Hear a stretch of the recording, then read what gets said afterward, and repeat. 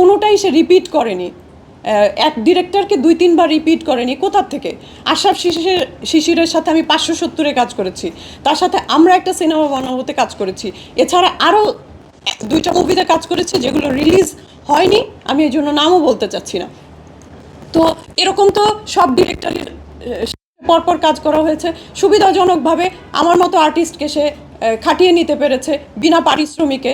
ভাই বোনের একটা সম্পর্ক যেহেতু তৈরি হয়েছিল, চক্ষু লজ্জা সেইভাবে সে এইভাবে একটা সিস্টেম করে নিয়েছিল। কিন্তু সম্মানটা তো সবার আগে, এটা তার বোঝা উচিত ছিল যে এই মানুষটা টাকা নেয় না, এই মানুষটা টাকা চায়ও না, এই মানুষটা যতটুকু আমরা দেই তার 7 গুণ আমার অফিসে এসে সবাইকে নিয়ে খরচ করে সে রেখে যায়। সে তো সম্পর্কের জায়গা থেকে অনেস্ট। আরও ব্যক্তিগত অনেক অনেক বিষয় আছে যেগুলো আমি বলবো না। আমি অমানুষের মতো ওরকম স্ক্রিনশট দিয়ে দিয়ে মানুষকে ছোট করতে শিখিনি আমার বাদ রেখে।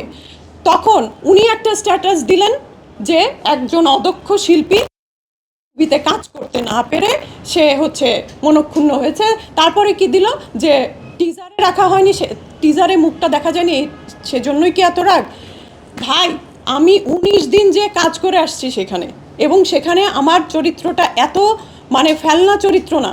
এক ঝলক টিজারে কি রাখা যেত না? যেখানে তোমরা পেমেন্টও দাও নাই, যেখানে তোমরা ওখানে নিয়ে রাত দিন খাটালা। সাকিব খান নিজে 21 ঘন্টা কাজ করেছে টানা, রাতও নাই দিনও নাই, একটু অধৈর্য হন নাই। আমরাও সাথে সাথে যে উনি এরকমভাবে রাত দিন কাজ করতে পারছে, আমরা কেন পারবো না? এই ইন্সপায়ার ঠিক আছে, আরও ভিন দেশের আর্টিস্টরা এসছেন, বোম্বের আর্টিস্টরা এসছেন, যারা বাঘা বাঘা আর্টিস্ট করতে হবে। আমরা একেবারে খুবই মানে ডেডিকেটেড ছিলাম, কিন্তু ওই যে যখনই কাজ করতে যেতাম তখনই তার কি কারণে মন খারাপ? সবসময় তো এই জিনিসগুলা প্রফেশনাল জায়গায় নিয়ে এরকম করলে হবে না। সবসময় তো মোবাইলটা নিয়ে এরকম করে যখন শুটিং করছে তখন এরকম করলে তো হবে না। কনসেন্ট্রেশনটা তো আর্টিস্টের দিকে দিতে হবে। হ্যাঁ, সিনটা কেমনে উঠবে সেটার দিকে দিতে হবে। হ্যাঁ, সেই জিনিসগুলো তো অবশ্যই তাকে আমার শেখানোর কিছু নাই, সে অনেক বড় ডিরেক্টর। কিন্তু কথা হচ্ছে এই যে মিসবিহেভগুলো করছে, তারপরে আমি যে স্ট্যাটাস দিলাম তার নাম দিয়ে দেওয়া হয়নি, সে ওইটা আবার দিল। তো স্ক্রিনে আমি এক্সপেক্ট করতে পারি না এখানে যে আমাকে এক হলো না কেন, এটা ভাই বোন এই দাবি কি আমি তার কাছে করতে পারি না?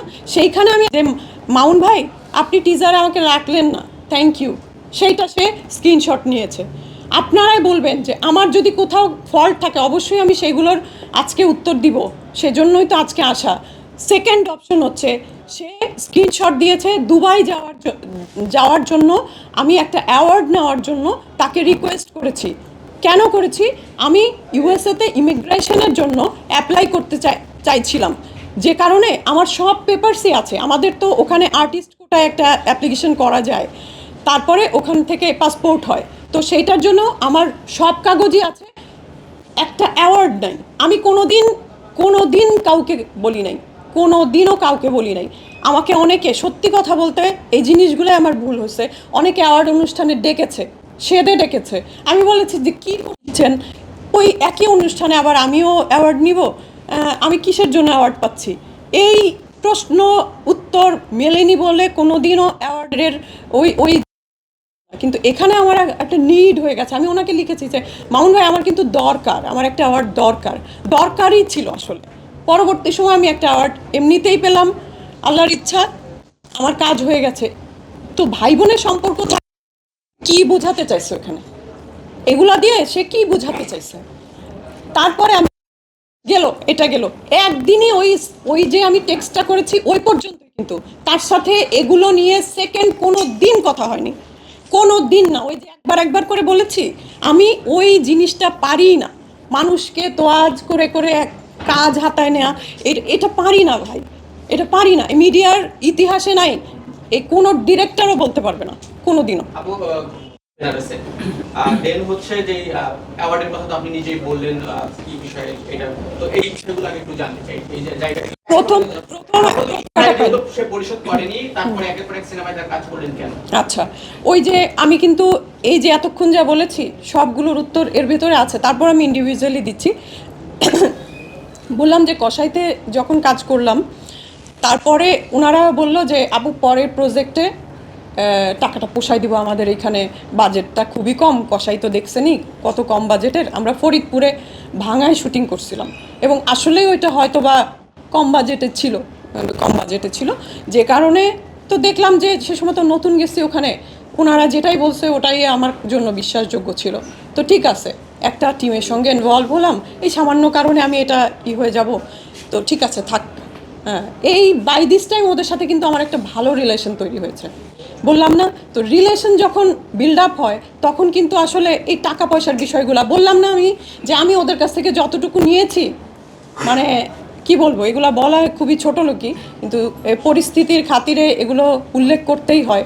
যতটুকু ওদের কাছ থেকে নিয়েছি তার শতগুণ ওখানে, সেটা হতে পারে ফিনান্সিয়ালি, ওটা আমি কখনো হিসাব করিনি, কখনো হতে পারে তাদের ব্যক্তিগত কোনো প্রবলেম, সেটা নিজে দায়িত্ব নিয়ে রিস্ক নিয়ে এক জায়গা থেকে আরেক জায়গায় যেও আমি সেগুলো সলভ করে দিয়ে এসেছি।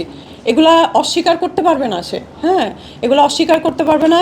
আমি, আমার একটা ভাই, উনি আইইউটির প্রফেসর ডক্টর তাসলিম রেজা, আমি আমার ওই ভাইয়ের সমমানেরই কিন্তু তাকে হিসাব করেছি, যে কারণে তার হাজার অন্যায় দেখেও আমি ওটা, নিজের ভাই বোন বাবা মার অন্যায় কিন্তু হ্যাঁ নিজে বলা যায় সরাসরি, কিন্তু বাইরে বলা যায় না।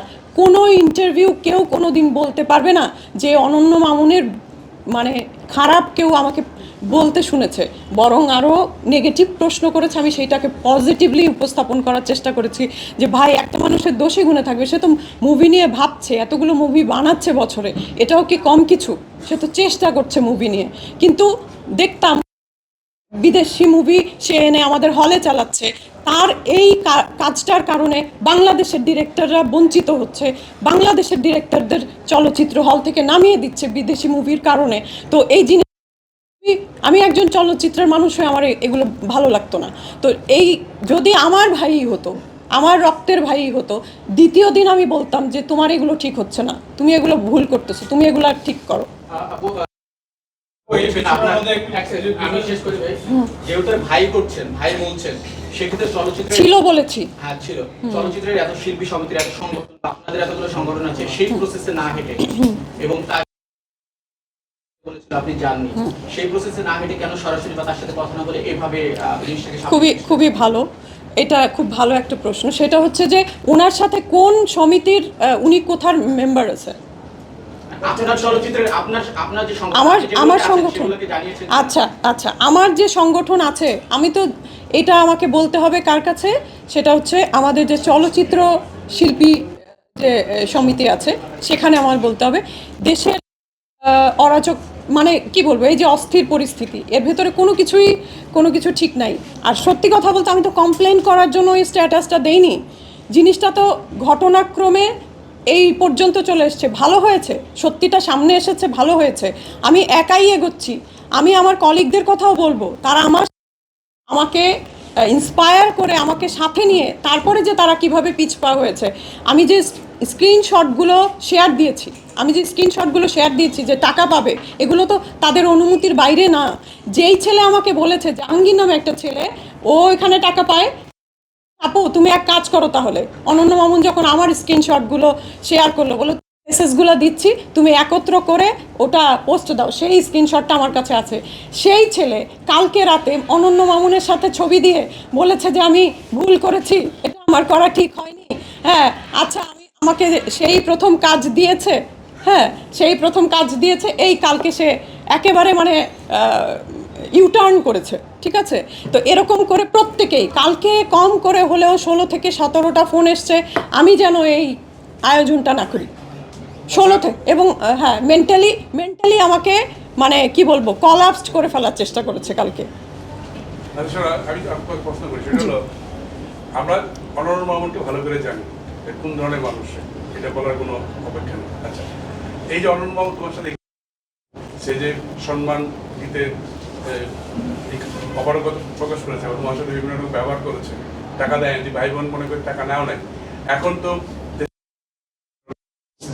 আমরা নতুন করে ছাত্র জনতা আন্দোলনের মতো গণ আন্দোলনের মাধ্যমে নতুন একটা সরকার আসছে, তুমি এই জিনিসগুলো এই যে সে যে তোমাকে না বলে তার তোমার স্ক্রিনশটগুলো সে বিভিন্ন জায়গায় প্রকাশ করছে, এইসব ব্যাপারে তুমি কোনো আইনি ব্যবস্থা নিবে কিনা এবং তাদের কাছে কমপ্লেন করবে কিনা? কারণ অনন্য মামুনের ইতিহাস আমরা জানি, তো অনন্য মামুন কত ভালো মানুষ কত খারাপ মানুষ এটা আমরা সবাই জানি। সুতরাং তুমি এই ব্যাপারে কোনো আজকে যেরকম সাহস করে তোমার কথা কেউ নাই, তারপর তুমি যারা তোমাকে বলছে আমরা থাকবো আপনি যান অসুবিধা নাই, তারা আজকে অন্যান্য মানুষের সাথে ছবি দিয়ে কি দিচ্ছে কি যেন বলে পোস্ট দিচ্ছে, কেউ নাই। তুমি এই ব্যাপারে কি জানি বলে সক্রিয়ভাবে এই অন্যায়ের বিরুদ্ধে তুমি কোনো ব্যবস্থা নেওয়ার জন্য নিবা কিনা সেটা এই আমাদের এখানে তথ্য মন্ত্রণালয় আছে বা আর্মিরা আছে বা আইটি সেক্টর আছে, করবে কিনা এটা তো আমি জানি।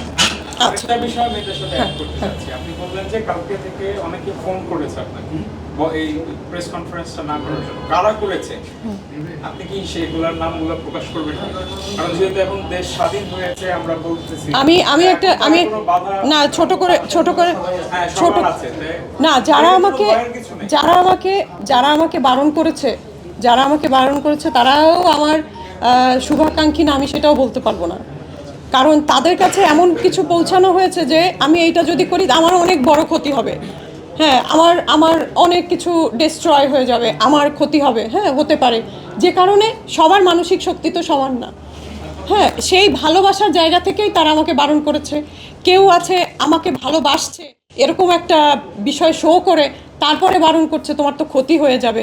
হ্যাঁ, হয়তো ওই একই সিস্টেম কি করবে, ডিসকাস করবে, আমি এত টাকা পাই, আচ্ছা আপু হ্যান ত্যান, আপনি তো আমাদের ঘরেরই মানুষ, তাহলে এতটুকু নিয়ে যান আর মাফ করে দেন। হ্যাঁ, এই সিস্টেমের জন্য আমাকে ডেকেছে, আমি জানি না তাদের সিস্টেম, কিন্তু এই যে মানে ইয়েটা তৈরি হলো, দ্বন্দ্বটা তৈরি হলো, এর ভেতরে আমি কিভাবে তাদের ওখানে যাই, টাকা আনতে আমি কিভাবে একা একা যাই। এবং মামুন ভাই আমাকে টেক্সট দিয়েছে, আপনি আসেন দেখি, আপনি আমাকে বাটপার বলছেন, আসেন দেখি আপনি কি করেছেন।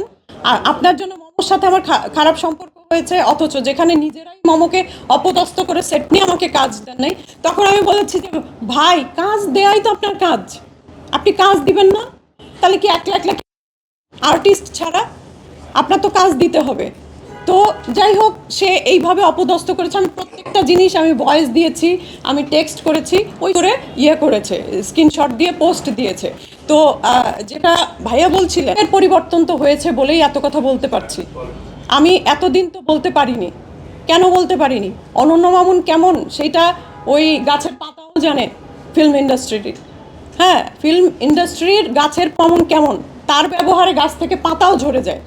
আমরা তো মানে শক্ত করে তাকে ধরে থাকি এই কারণে যে এখানে ডিরেক্টরের সংখ্যা কম, ভালো হোক মন্দ হোক কাজ করছে ফ্রিকুয়েন্টলি, আমাদের তো স্ক্রিনে থাকতে হয়, ঠিক আছে, 8-10 জায়গায় পেমেন্ট পাই, একটা জায়গায় পেমেন্ট নাই বা পাইলাম, ভাই বোন সম্পর্ক, এই যে একটা সম্পর্ক, এই জায়গা থেকে সে, আমি যতখানি জানি সে এই রকম করে লিয়াজো মেনটেন করে বিগত সরকারের যত হোমরা চোমরা আছে তাদের সাথে যোগাযোগ করে তাদেরকে খুশি করে সে এতদিন পর্যন্ত টিকেছিল।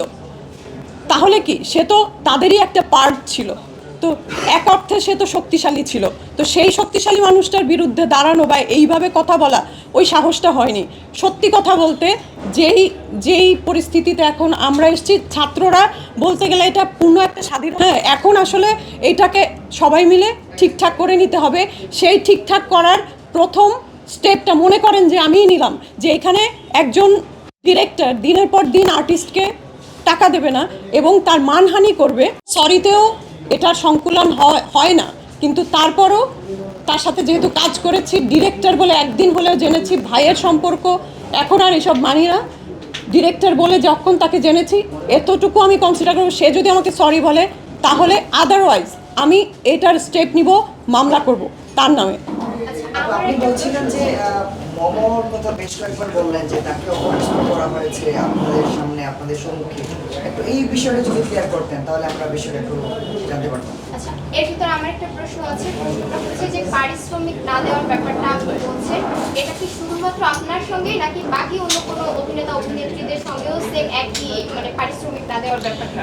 ওই যেটা বলছিলাম যে আমি যখন প্রথমে আমাকে একা 15 তারিখে টাকা নিতে ডাকলো, বাই দিস টাইম আমার এই status by this time Mamun ভাইয়ের স্ট্যাটাস সব কিছু মিলিয়ে যারা টাকা পেতো ওদের আবার একটা বাই দিস টাইম একটা দল ওরা করে ফেলছে 14-15 জনের, ওরাই আমার সাথে যোগাযোগ করলো। ওরা আমার সাথে যোগাযোগ করলো যে তুমি কি আমাদের সাথে থাকবা কিনা, আমরা এরকম কিন্তু ফেসবুকে একটা গ্রুপ করছি, সবাই টাকা পাবো, তুমি থাকবা কিনা। আমি তখন চিন্তা করলাম যে হ্যাঁ ঠিক আছে, জিনিসটা তো ওরাও একই ভুক্তভোগী, কেন আমি ওদের সাথে থাকবো না। কিন্তু ওই যে মামুন ভাই যেভাবে হিসাব করে যে সুপারস্টার এক লেভেলে কি বলে ক্যারেক্টার আর্টিস্ট অনেক নিচে হিসাব করে না, এইভাবে আন্ডার এস্টিমেট করে না, যেটা একজন ডিরেক্টরের জন্য তার জন্য অসম্মানজনক, এটা আমাদের অসম্মানের কিছু না, সে কিন্তু নিজেকে নিজে অসম্মান করে। তো সেই জায়গা থেকে আমি ওদের কথা চিন্তা করেছি, ওরা জুনিয়র আর্টিস্ট সবাই, কিন্তু আমি চিন্তা করেছি আমি ওদের সাথে থাকলে ওরা একটু শক্তি পাবে, সেই জন্যই কিন্তু ওদের সাথে আমার থাকা। পরবর্তী সময়ে আমাকে যখন যেতে বলেছে আমি বলছি টাকা নিলে সবাই একসাথে যাব, তা নাহলে আমি ওরকম একা একা যেয়ে টাকা নিব না।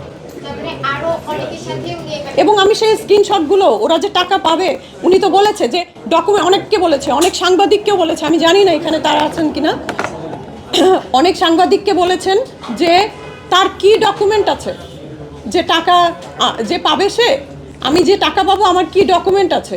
ঠিক আছে, আমি তো বললামই তাদের সিস্টেমটা কি, ডকুমেন্ট তারা রাখে না, ডিড তারা করে না।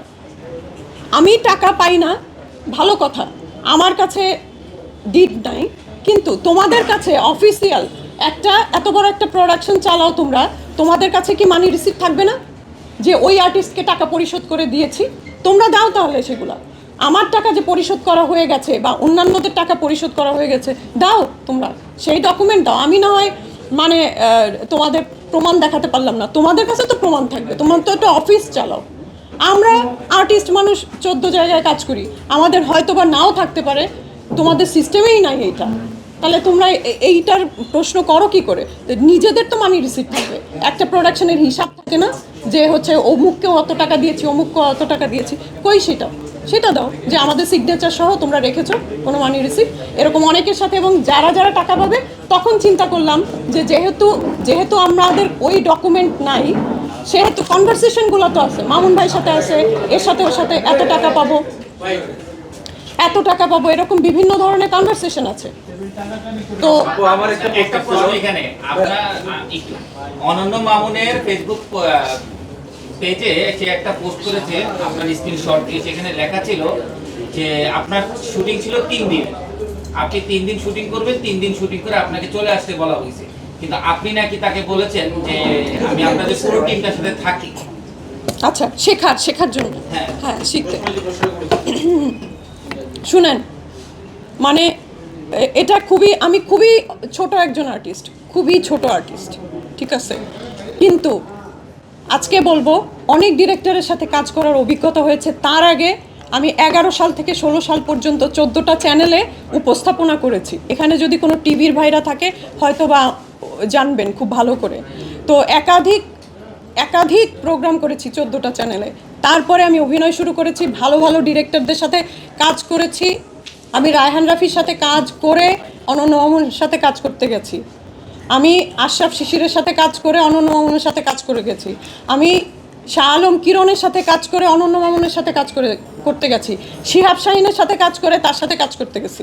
এরকম আরও আমি অনেকজনের নাম বলতে পারবো। তার কাছে আমার আসলে ওইভাবে শেখার কিছু নাই। আপু, আপনার কাছে আমার একটা প্রশ্ন ছিল, সেটা হচ্ছে আমি এর সাথে রুবেলের প্রশ্নের সাথে আমি এটা অ্যাড করতে চাই, এটা আমরা শুনতে চাই মামুর সাথে সে কি ব্যবহার করেছে। সে তার একটা হোয়াটসঅ্যাপ গ্রুপ আছে, সে এক জায়গায় লিখেছে যে আমি যদি বলে থাকি এরকম হবে যে আপনি আলোচনা থাকার জন্যই, আপনার কত বড় শিল্পী, আপনি যখন ছবি নিয়ে এসে বলতেছেন আলোচনা থাকার জন্য, আসলে কি আলোচনা থাকার জন্য আপনি করছেন না তার অন্যায়ের প্রতিবাদ করছেন? সেটা একদম স্ট্রেট কথা। আজকের দিনে আলোচনায় থাকার জন্য যেটাকে উনি ভাইরাল, ওইটা হওয়া তুরি। আপনারা কি আশেপাশে দেখেন না যারা ভাইরাল হয় এদের মান সম্মান নাই, এরা মিডিয়াটাকে আরও ডুবাই দিছে। এটা হওয়া কি কোনো ব্যাপার? ওদের টেন্ডেন্সিটাই ওইটা, ভাইরাল হবে। তাতে আমি রাস্তায় উলঙ্গ হলাম, মানুষের সামনে মানে অপদস্থ হলাম, ওটাই তাদের মানে চার্ম, ওটাতেই চার্ম ফিল করে। তাতে করে ইন্ডাস্ট্রি ডুবে যাক, তলায় যাক, এটা তাদের দায়িত্বের মধ্যে পড়ে না। কিন্তু আমি দায়িত্বশীল একজন আর্টিস্ট, আমি অত বড় আর্টিস্ট না, কিন্তু আমি দায়িত্বশীল আর্টিস্ট। ভাইরাল হতে গেলে এই 11 সাল থেকে 2024 সাল পর্যন্ত কাজ করতেছি, এর ভিতরে ভাইরাল হওয়ার কি আমার সুযোগ আসেনি? অসংখ্য সুযোগ আসছে। সেটা কাজে লাগাতে গেলে কাজে লাগাতেই পারতাম, কোনো ব্যাপার না। এখনও পারি। এখানে বসেও যদি আমি একটা মানে ওই যারা ভাইরাল তাদের মতন একটা কিছু বলে ফেলি, খুবই আমরা দেখছি হ্যাঁ আরব খানের সাথে কিভাবে ভাইরাল হয়েছে আমরা দেখছি। হ্যাঁ, ওইটাই আমি আল্লাহর কাছে হাজার শুকরিয়া যে আমি ওই দুবাইতে উনি আমাকে নেননি। হ্যাঁ, এটা আমার কাছে এখন মনে হচ্ছে যে আল্লাহ তাআলার ব্লেসিং এটা আমার জন্য। হ্যাঁ, আপু যেটা প্রশ্ন করছিলাম আপনাকে যে এই জাকিয়া বাড়ি মামুর সাথে করছিলেন আপনি, সেটা একটু যদি clear করতেন। মমর সাথে ওখানে কাজ করতে গেছে, জানি না, এটা তো আমি একতরফা শুনেছি, আমি মমর কাছে শুনিনি। কিন্তু একজন শিল্পী হয়ে একজন শিল্পীর এই অপদস্থতা সেই সময় সত্যি খারাপ লেগেছে। একেবারে নাকি যেটা রাব্বানি বলছিলেন, রাব্বানি ভাই, শুরু থেকে মম নাকি ওর সাথে খারাপ ব্যবহার করছিল। তো মমর কথায় তো এরকম কথা শুনি নাই যে ও একেবারে শুরু থেকে খারাপ ব্যবহার করবে, তোমরা ওর সাথে ভালো ব্যবহার করবে আর ও তোমাদের সাথে খারাপ ব্যবহার করবে। এত এরকম হলে এতদিন কাজ করতে পারতো? সে পারতো না। তারপরে গেল এটা নিয়ে রাব্বানির সঙ্গে ওর সাথে এরকম খুটখাট লেগেই আছে সারাক্ষণ, অ্যাসিস্ট্যান্টের সাথে মমর সাথে। শেষ যেদিন আমাদের শুটিং, সেদিন কি যেন একটা মম বলছে যে তুমি আমাকে ওখান থেকে জিনিসটা এনে দাও। এই রাব্বানি ভাই ওর উপরে চেতে গেছে, ও চেতে গেছে, অকথ্য দুইজনের সাথে কনভারসেশন। তারপরে মামুন ভাইও চড়াও হলো মমর উপরে। কি মনে করছেন আর্টিস্টদেরকে? তারা তো আসলে কিছু মনে করে না। কি মনে করছেন এখানে আপনারা ছাড়া কি কাজ হতো না, হ্যান না ত্যান না, খুবই অসম্মানজনক অনেক কিছু বলছে মমকে। তো তাদের সমস্যাটা হয়েছে ওইখানে। ওইটা হওয়ার পরে একটা মুভির তো অনেক কিছু থাকে। মমর আরও সিন ছিল, অনেক কিছু ছিল, ওকে না নিয়ে ওকে বাদ দিয়ে পরে কিছু সিন আমাকে দিয়ে করিয়েছে। সে দায় সেরেছে তার মুভির। সে বলছে যে আমার কারণে নাকি মমর সাথে সম্পর্ক খারাপ হয়েছে। এত মিথ্যার আশ্রয় কেন নিতে হবে? বিষয়টা এরকম ছিল।